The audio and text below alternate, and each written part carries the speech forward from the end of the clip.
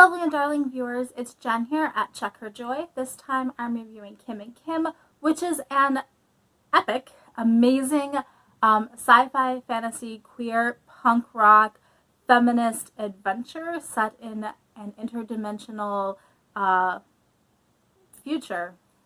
It's totally badass, totally punk, totally fast-paced, and just quirky. So I'm reviewing volumes 1 and 2.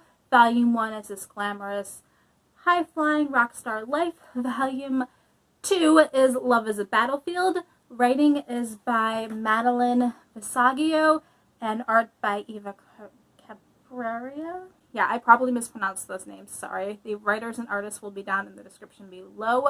Pretty sure these are each 4-issue volumes, but like a complete story arc in each one. Our protagonists in here are two women named Kim. So the first one is Kim Q. She is trans, and Kim D. They are both just amazing, kick-ass women. Kim Q is a little bit more flighty, a little bit more like first thing that pops into her head. Impulsive is the thing. Very creative, very zany, a little bit like anything's happening in her head, everything and anything. Kim D is a bit more serious, a bit more of like, let's do the logic, I've got plans. Totally love these women. Definitely got a punk vibe to them.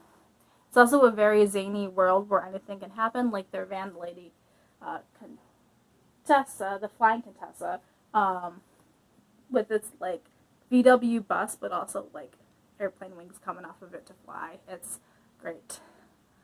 There are tons of action scenes, although sometimes the fighting gets like cut off a bit.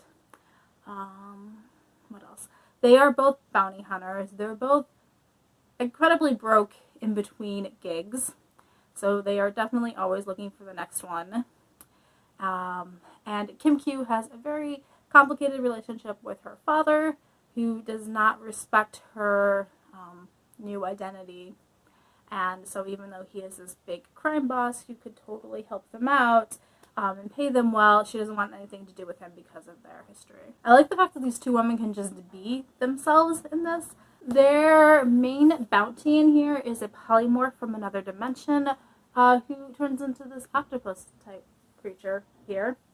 And he is causing problems, so they need to like get him under control and take him in for a very large payout, which is immensely appealing, obviously.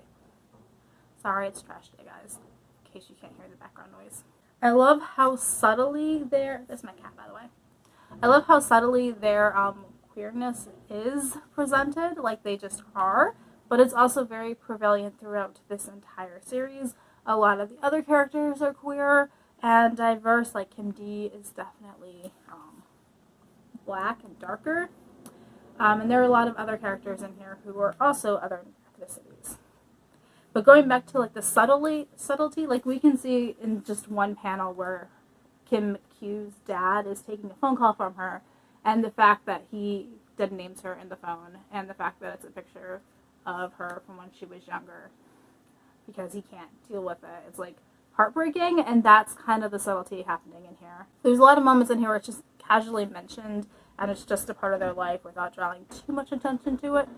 But also it's a comic, so you can kind of just sit there and like linger on those details as well. There are a lot of really zany, really weird things happening in here, like they open a portal into another dimension using necromancy and end up bringing out this sandworm that just destroys everything. They're also being attacked by robotic apes, the polymorph being part octopus. It's just insane. Like anything and everything could happen in these comics, and I love it. There's also an amazing sense of humor in here. There's a lot of really awesome punk fashions, a lot of really awesome facial expressions. I especially love like Kim Q's expressions all the time. It's totally fun and amazing, and I just ate it up. There are complications with the bounty hunting. It's not a completely straightforward story. They really have to dig into what their bounty is, whether or not turning him in is the right decision. Things get more complicated, but also they need the money. So having to weigh their moral obligation versus their, hey, we need a paycheck obligations in here. The first one is definitely more all over the place and definitely more zany. I liked the energy and the vibe after on this one, but a lot of people were having problems with the fact that it just is all over the place. So, heads up. Volume 2, Love is a Battlefield, takes place 3 years later. We have a more mature Kim and Kim. They are definitely settled into a relationship where they are like together and they are a couple at this point. That changes their dynamic a little bit. They also kind of know each other better, and they've definitely mellowed and matured, and there is a ton of character development in Volume 2, which I think was kind of needed from Volume 1. Volume 2 sees them have a bounty that will set them up for years if they can get it. But there's a complication. They're on this rich pleasure planet, basically. And the guys who set the bounty want to verify that they actually got the right person. They didn't bring in some kind of shapeshifter or like some kind of impersonation. They aren't playing a trick. So they have to take the vial of the guy's blood and have it DNA tested. So they're carrying around this blood vial, making sure it's the right person. And they get intercepted by another person who also wants that money and has other uses for that blood. And the person who is trying to steal it from them is Kim D's ex, Laz. And so they have this really complicated relationship. Basically, Laz just abandoned Kim without telling her and just left in the middle of the night.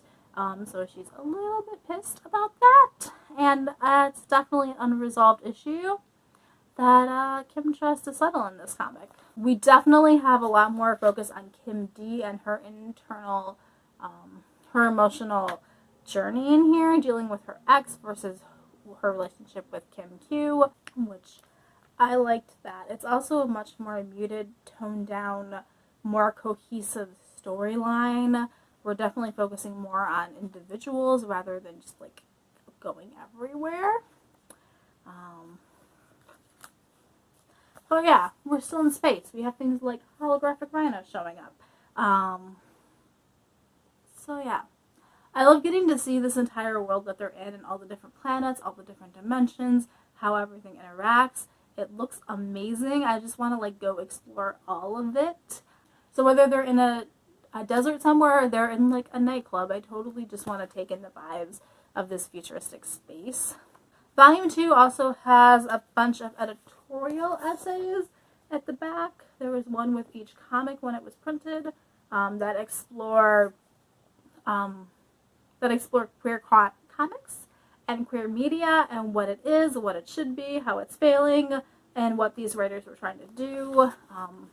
They're not just the people who work on this magazine, though, I don't think, which I found interesting, but it's also a lot deeper and more like downer, kind of. Love this comic. I think this cover should have been the whole volume cover, but I think they wanted to focus on Kim more. Kim D. So, this definitely lived up to my expectations of it being very punk, very adventurous, being very sci-fi, being out there, having a zaniness to it. I loved the vibe of these. I just ate them up. Pretty sure I gave them both 5 stars. If not, they were definitely 4-star reads. So yeah, I do recommend them, but it might not be for everyone. If you want a more cohesive storyline or you really don't like having super queer, strong women, then obviously not for you. But I ate it up. It's so much fun. So, yeah. There's my review for Kim and Kim. Let me know in the comments below if you have been reading the series and what you thought of it. I totally am going to keep reading these. I want to read volume 3 like right now. So yeah, if you read this, let me know. And what other awesome, amazing comics should I be reading? Any other punk, fantasy adventure stories? Any other kick-ass queer women? Yeah. Peace out. I love you guys and keep reading. Bye.